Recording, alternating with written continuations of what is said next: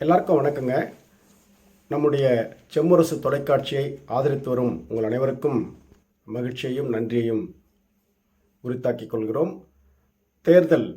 நாடாளுமன்ற தேர்தல் வருகின்ற ஏப்ரல் மாதம் 19ஆம் தேதி நடத்த இருக்கிறார்கள். ஜூன் மாதம் 4ஆம் தேதி அதனுடைய அடுத்த பிரதமர் யார் என்கின்ற வாக்கு எண்ணிக்கையின் முடிவுகள் அறிவிக்கப்படுவதாக இருக்கிறது. இதெல்லாம் புதிதாக இப்போது வந்திருக்கக்கூடிய செய்தி, நாம் அனைவரும் அறிந்த செய்திதான். இதில் அறியாத செய்தி, நாம் பார்க்க வேண்டிய செய்திகள் சிலது இருக்கிறது. அதற்காகத்தான் இந்த வீடியோ. மக்கள் முன்னால் ஒரு மிகப்பெரும் கேள்வி, குழப்பம் இருப்பதாக ஊடகங்கள் தொடர்ந்து அவர்களுக்கே உரிய பாணியில் பல்வேறு தகவல்களை அளித்து வருகிறார்கள். மக்கள் தெளிவாக இருக்கிறாங்க. அவர்கள் காஷ்மீரின் தனி அந்தஸ்தை ரத்து செய்து, எந்த காலத்திலும் இந்தியாவுடன் கடந்த காலத்தில் இருந்திராத காஷ்மீரை இந்தியாவோடு வலுக்கட்டாயமாக இணைத்து அங்கு இருக்கக்கூடிய இயற்கை வளங்களை எல்லாம் அம்பானி, அதானி போன்ற கார்ப்பரேட் முதலாளிகள் கொள்ளையடிப்பதற்கு அவர்கள் வழி செய்திருக்கிறார்கள்.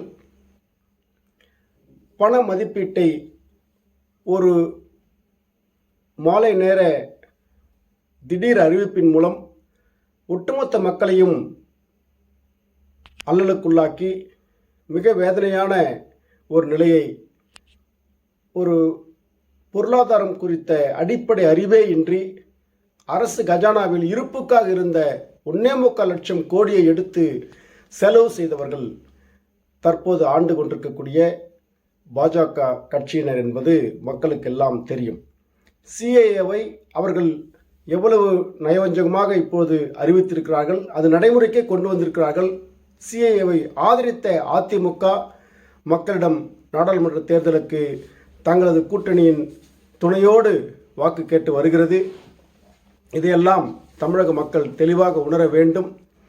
சிறுபான்மை மக்களுக்கும், ஒடுக்கப்பட்ட மக்களுக்கும், சாதாரண பிற்படுத்தப்பட்ட ஏழை எளிய மக்களுக்கும் எதிரான சனாதன தர்மத்தை அடிப்படையாக கொண்ட பாஜகவை மீண்டும் ஆட்சி கட்டில் அமர்த்தாமல், இதுவே அவர்கள் சந்திக்கக்கூடிய கடைசி தேர்தலாக இருக்க வேண்டும் என்பதுதான் இந்திய மக்களின் எதிர்பார்ப்பாக இருக்கிறது. அல்லது நாம் இதற்கு மாற்றாக அடுத்து 3வது முறையும் வேண்டும் மோடி என்று மோடியை ஒருவேளை இந்திய மக்கள் தேர்வு செய்தால் இதுவே இந்திய மக்கள் சந்திக்கும் கடைசி தேர்தலாக இருக்கும். அதன் பிறகு அவர்கள் ஒரு சர்வாதிகார காட்டாட்சியை அறிவிக்க இருக்கிறார்கள். RSS தோன்றி 100 ஆண்டுகள், 2025 வந்தால் RSS தோன்றி 100 ஆண்டு ஆகிறது.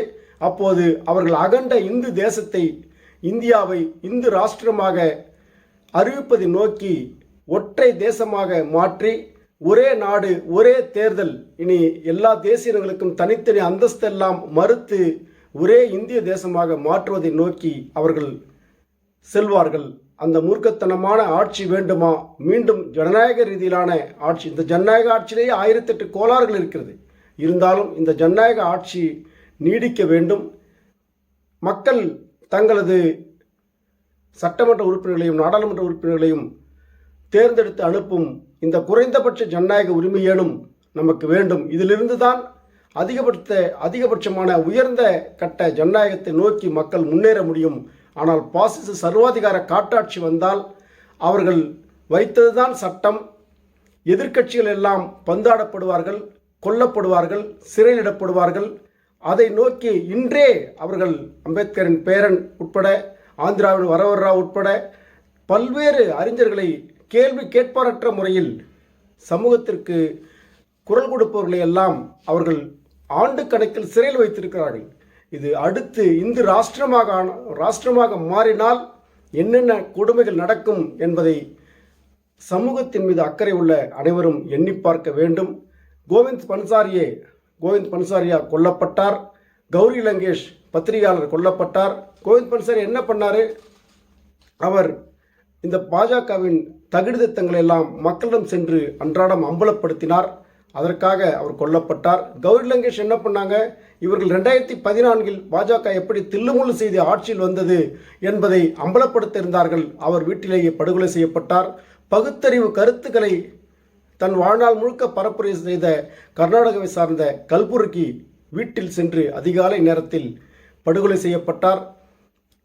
இப்படி எண்ணற்ற படுகொலைகள். அறிவுத்துறையினர் எல்லாம் மிரட்டப்பட்டார்கள். மாற்று கருத்து உள்ளவர்கள் எல்லாம் மிரட்டப்பட்டார்கள். சமூக ஊடகங்களில் வலதுசாரி என்ற பெயரிலோ அல்லது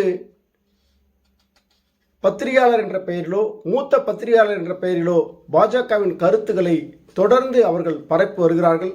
பாஜக தமிழ்நாட்டு மக்களுக்கு, இந்திய மக்களுக்கு எதிரான கட்சி என்கின்ற நிலையை மாற்ற, ஒரு சமூக நீதி பாதையில் அனைத்து மக்களும் பயணிப்பதை தடுக்கின்ற ஒரு சனாதன சக்திகளை தலைமையிடமாக கொண்ட, RSSஐ தலைமையிடமாக கொண்ட பாஜக என்ற வெளிப்படையான அரசியல் கட்சியை தமிழக மக்கள் சரியாகவே இனம் கண்டு வைத்திருக்கிறார்கள். ஒருபோதும் அந்த கட்சியை மீண்டும் ஒரு முறை ஆட்சியில் அமர்த்திவிடக்கூடாது. அப்படி அமர்த்தினால் இதுவே இந்திய மக்கள் சந்திக்கும் கடைசி தேர்தலாக இருக்கும், அல்லது பாஜக சந்திக்கும் கடைசி தேர்தலாக இதை மாற்ற வேண்டுமானால் இந்தியா முழுக்க சமூக நீதி விரும்பக்கூடிய அனைத்து சக்திகளும் ஓரணியில் திரண்டு இந்த தேர்தலை எதிர்கொள்ள வேண்டும். இது கட்சி அரசியல் அல்ல, இது சமுதாயத்திற்கான அரசியல். சமூகத்திற்கான இந்த பார்வை இந்த தேர்தலில் வெளிப்பட வேண்டும். சமூக நலனில், நாட்டு நலனில் அக்கறை உள்ள அனைவரும் ஒன்று திரண்டு வருகின்ற ஏப்ரல் மாதம் 19ஆம் தேதி நடக்க இருக்கின்ற அந்த தேர்தல் மூலமாகவே இந்த பாசிச சக்திகளை மண்ணை கவ்வச் செய்யும் இந்த நல்ல வாய்ப்பை தமிழக மக்களும் இந்திய மக்களும் பயன்படுத்திக் கொள்ள வேண்டும். அதற்கான பரப்புரையை கட்டமைக்க வேண்டும். தொடர்ந்து சந்திப்போம், பொறுத்திருந்து பார்ப்போம் அடுத்து என்ன நடக்கிறது என்று. தேர்தல் கூட்டணிகள், கலைபுரங்கள், எண்ணற்ற செய்திகள் வந்து கொண்டிருக்கின்றன. அது குறித்தெல்லாம் பிறகு நாம் கலந்து ஆலோசிப்போம். நன்றி, வணக்கம்.